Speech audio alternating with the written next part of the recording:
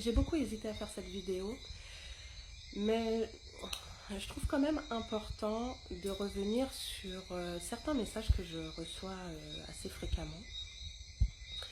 À chaque fois que je dénonce quelque chose, les messages qui reviennent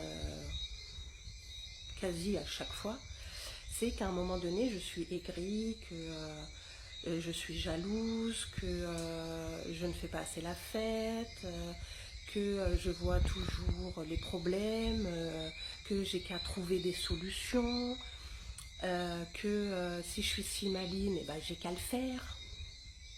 Et que vous, à côté de ça, vous avez aussi le droit de lâcher prise, de vous amuser, de penser à autre chose. Et là, j'ai réalisé que selon vous, enfin selon les propos que je lis, vous combattez tous les jours. Tous les jours, vous êtes dans un combat qui fait qu'à un moment donné, vous avez besoin de lâcher prise et de faire la fête parce que vous vous êtes senti mise à l'honneur ou parce que y a un festival et que bah, ça y est, on a combattu donc c'est bon. Mais alors du coup, vos combats sont lesquels?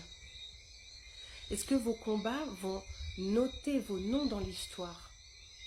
Est-ce que quand je donnerai votre nom dans la rue, j'aurai le même ressenti que quand je parle de Aimé Césaire, Frantz Fanon, Claudette Calvin, Martin Luther King, Cheikh Anta Diop, Mandela, Mohamed Ali, Malcolm X, Marcus Garvey et Maryse Condé.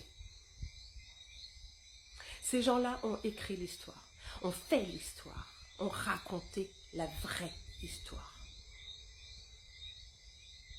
Ces gens-là sont morts pour leur cause, pour une grande majorité, pas tous. Vous me dites que ce n'est pas à moi de vous apprendre votre histoire. D'accord. Mais vous faites quoi pour l'écrire, l'histoire? Vous laissez quoi aux générations futures? Vous êtes quel genre d'exemple?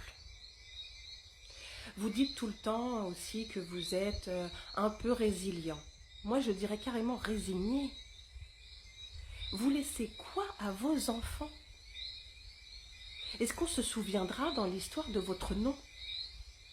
Est-ce que vous combattez ne serait-ce que le tiers de ce qu'ils ont fait eux?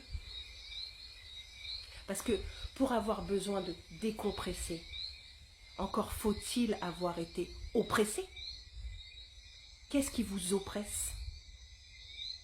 Les problèmes du quotidien?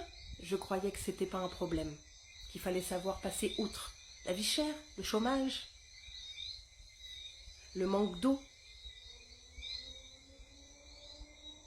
Ces gens ont fait en sorte que vous puissiez être libre, libre de penser, libre d'agir, libre de réfléchir par vous-même. Et qu'est-ce que vous en faites?